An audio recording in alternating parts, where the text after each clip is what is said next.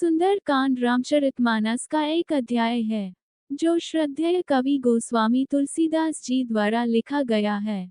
यह महाकाव्य रामायण का गठन करने वाले 7 वर्गों में से एक है, और यह माना जाता है कि नियमित रूप से सुंदरकांड का पाठ करने से बुराइयों को दूर करने, मार्ग में आने वाली बाधाओं को दूर करने में मदद मिलती है, और यह सुख और समृद्धि के साथ श्रेष्ठ बनती है।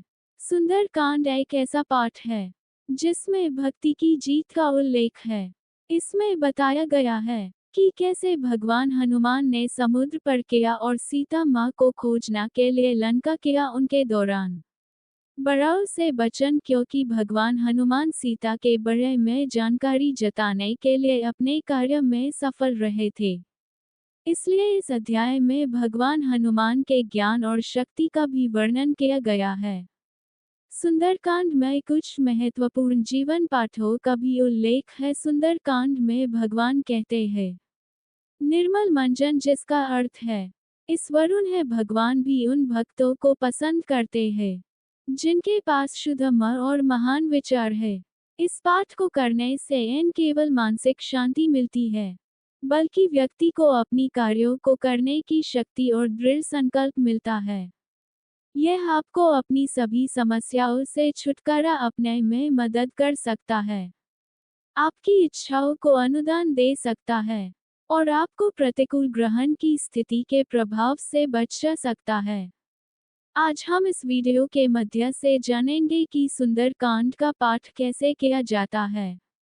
संपूर्ण विधि एवं नियम जो कि घर पर स्वयं पढ़ सकते हैं, या अलग से चौकी लगाने की आवश्यकता होती है, या मंदिर के सामने बैठकर ही करना चाहिए। हम सूर्य के प्रकाश में भी कर सकते हैं, या अपने आंगन में तुलसी माता के गमले के सामने बैठकर कर सकते हैं, या अपने घर में किस सरल विधि से हम सुंदरकांड का पाठ करें जिससे हमें संपूर्ण फल की प्राप्ति हो। सुंदरकांड पढ़ने की संपूर्ण विधि के बारे में यह वीडियो आपके लिए लेकर आए हैं, और हमें सुंदरकांड पढ़ने के बाद कितने अनुष्ठान, कितना हमें संकल्प लेना चाहिए, क्या प्रसाद रखना चाहिए, संपूर्ण नियम एवं विधि आज हम आपको इस वीडियो के मध्य से जानकारी देंगे, तो वीडियो के अंत तक जरूर बने रहिए। तो दोस्तों, स्वागत है आपका हमारे YouTube चैनल में। हमारे चैनल में हिंदू धर्म से जुड़ी हुई बटन का गहन अध्ययन करके बताया जाता है। कृपया हमसे जुड़े रहने के लिए वीडियो को लाइक कर चैनल को सब्सक्राइब करके रखें, जिससे कि आपको नई चीज जीवन में सीखने को मिलेगा। तो चलिए मित्रों, बिना विलंब के वीडियो में आगे बढ़ते हैं। तो आज हम यह भी जानेंगे कि स्त्रियों को सुंदरकांड का पाठ करना चाहिए या नहीं। कुछ लोग कहते हैं सुंदरकांड का पाठ स्त्रियों को नहीं पढ़ना चाहिए, लेकिन स्वयं द्रौपदी जी ने भी 30 साल तक हनुमान जी का व्रत किया थे, और हनुमान जी के 8वां प्रहर की पूजा करती थी। तो स्त्रियां भी हनुमान जी के सुंदरकांड का पाठ कर सकती है, और विस्तृत जानकारी वीडियो उन्हें आगे जानेंगे। तो दोस्तों, सबसे पहले आपने हनुमान चालीसा में देखा होगा कि जो कोई पढ़े हनुमान चालीसा, यानी कि कोई भी हनुमान चालीसा पढ़ सकता है। तो आप सबसे पहले एक यथास्थान की चयन करें जहां आपको बैठकर सुंदरकांड का पाठ करना है, और उसे स्थान में एक आसन बढ़ा लीजिए। आसन लाल रंग की हो तो और अच्छा होगा। सुंदरकांड में 3 श्लोक है, और साइड 2 है और 526 चौपाई होती है। तो हम संपुट लगाकर भी हम सुंदरकांड का पाठ कर सकते हैं। सबसे पहले आप आसन में बैठकर एक लोट में जल ले लीजिए। अब आप जल आचमन करते हुए हनुमान जी का स्मरण करें, और इस मंत्र को जल का आक्रमण करते हुए दोहरा ओम के स्वर आय नमः ओम, अव नमः ओम, नारायण नमः। उसके बाद हमें हनुमान जी, गणेश जी, लक्ष्मी जी का पूजन करना है, कलश का दीप का पूजन करना है। उसके बाद हमें संकल्प लेना होता है, जैसे कि आप रोज लगातार सुंदरकांड का पाठ नहीं कर सकते हैं, है तो साइट दोहे को 10 दोही में अब आप बांट लीजिए सुंदरकांड। आपका 1 हफ्ते में पूर्ण हो जाएगा, आप चाहे तो आप आजीवन सुंदरकांड पाठ का संकल्प ले सकते हैं कि इसी तरह से आप 10-10 दोहे पूरे जीवन सुंदरकांड पढ़ेंगे और आप चाहे तो मंगल है या शनिवार को पढ़ने का संकल्प ले सकते हैं, या महीने में 1 बार पढ़ेंगे, जैसे आप चाहे संकल्प ले सकते हैं। उसी तरह से आप मंगलवार या शनिवार को शुरू कर सकते हैं। सावन में, चैत के महीने में, कार्तिक महीने में, मान के महीने में कुछ शुभ महीने हैं जिसमें आप सुंदर कांड का पाठ कर सकते हैं। कोई तिथि, कोई वक्त, कोई बार, इसमें कोई वाद्य नहीं होता है। आप जब चाहे सुंदर कांड का पाठ कर सकते हैं। सुंदर कांड का पाठ करते समय माथे पर तिलक लगाना चाहिए। माथे पर तिलक लगाना जो होता है वह प्रभु से हमारा संपर्क, वह संबंध बनाता है। कलश जो होता है, दीप जो होता है, वह साक्षी होता है। तो इस तरह से हमें सुंदर कांड का करना चाहिए। जो हम सुंदरकांड का पाठ किसी विशेष मनोकामना पूर्ति के लिए करते हैं तो उसका उद्यापन करना चाहिए। आप चाहे तो आप अपनी पूजा घर में या अपने रूम में या अपने घर के छत में चौकी लगाकर या तुलसी माता जी के गमले के पास बैठकर सुंदरकांड का पाठ करते हैं तो ये आपको ज्यादा फलदायी होगा। अगर आप सूर्य के प्रकाश पर बैठकर पढ़ने हैं तो सूर्य को साक्षी मानकर सुंदरकांड का पाठ करते हैं तो एक जल का लोटा अपने पास रख ले। इससे आपको अत्यंत फल की प्रताप होती है। और हम जब सुंदरकांड पढ़ने है तो हमें सूर्य देव को जल जरूर चढ़ाना चाहिए। हमें सूर्य को राधे जरूर देना चाहिए। जब हम हनुमान जी को फूल,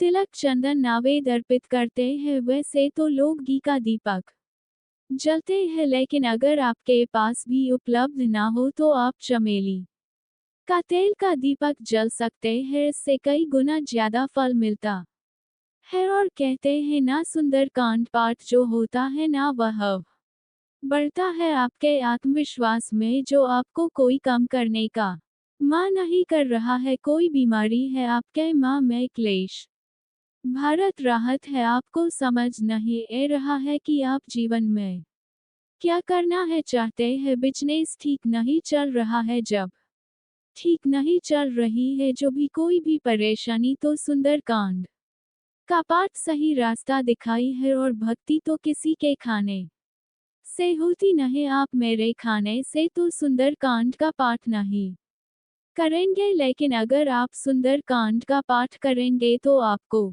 स्वयं पता चलेगा कि सुंदरकांड पढ़ने से क्या फल मिला।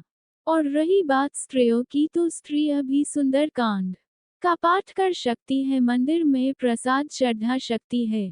स्त्रियों को हनुमान जी का पूजा करने का माना ही नहीं होता है। बस स्त्रियों को पीरियड के समय 7 दिन तक हनुमान जी का पूजा नहीं करनी चाहिए। और सुंदरकांड के पाठ वाले दिन लहसुन, प्याज, उत्तेजना वाली फलाहार भोजन नहीं करना चाहिए। हो सके तो आप सात्विक भोजन ग्रहण करें। जब कभी भी आप किसी विशेष कार्य या विशेष मनोकामना के लिए सुंदर कांड का पाठ करना चाहते हैं तो अपने भक्ति और हनुमान जी की शक्ति पर ध्यान रखते हुए सुंदर कांड का पाठ करें। और सुंदर कांड के पाठ के समय आप चाहे तो हनुमान जी को सिंदूर का चोला चढ़ा सकते हैं। सुंदर कांड पाठ करने के पश्चात हमें हनुमान जी की आरती करना चाहिए। जय राम, जय राम, जय श्री राम, जय सीताराम का जप करना चाहिए। राम राम राम का 108 माला करना चाहिए। अगर आप इतना ना कर सके तो आप सुंदर कांड का पाठ कर ले, आरती कर ले और भगवान जी को भोग लगे। भोग आप गुड़ चैन का भोग लगा सकते हैं, केला का भोग लगा सकते हैं, लड्डू के भोग लगा सकते हैं। ऐसे तो हनुमान जी के भूखे होते हैं, लेकिन नमक वाली चीज को हनुमान जी को अर्पित ना करें। सुंदर कांड पढ़ने से पहले हनुमान जी को आसन देना चाहिए, क्योंकि भगवान हनुमान एक पाल के लिए ही सही जरूर आते हैं। जहाँ भी सुंदर कांड का पाठ किया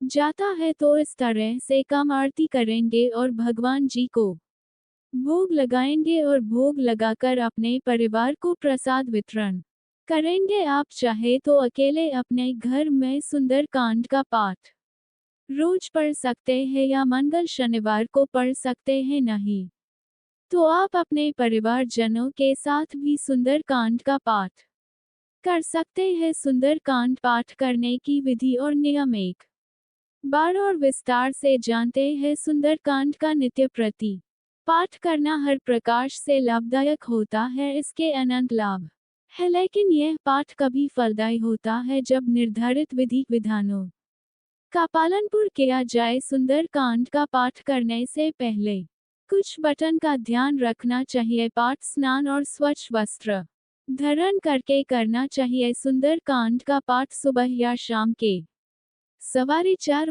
बजे के बाद करें। दोपहर में बपोर बजे के बाद पाठ एन करें। पाठ करने से पहले चौकी पर हनुमान जी की फोटो अथवा मूर्ति रखेगी का दिया जलाए या चमेली तेल का दिया जलाए। भोग के लिए कोई भी मिष्ठान करे। पाठ के बीच में ना उठे, नहीं किसी से बोले जब तक आपके संकल्प के अनुसार सुंदरकांड का पाठ ना हुआ हो। सुंदरकांड प्रारंभ करने के पहले हनुमान जी व भगवान रामचंद्र जी का आवाहन जरूर करें। जब सुंदरकांड समाप्त हो जाए तो भगवान को भोग लगाकर आरती करें, तत्पश्चात उनकी विदाई भी करें। आशा करते हैं कि आपको सुंदरकांड पाठ करने की संपूर्ण जानकारी अच्छा लगा होगा, तो वीडियो को एक लाइक कर कमेंट में जय सीताराम जरूर लिखिए। आपका एक कमेंट और एक लाइक हमें वीडियो बनाने में प्रोत्साहन देता है। तो मिलते हैं अगले जानकारी पूर्वक वीडियो में, तब तक के लिए जय श्री राम, जय सीताराम।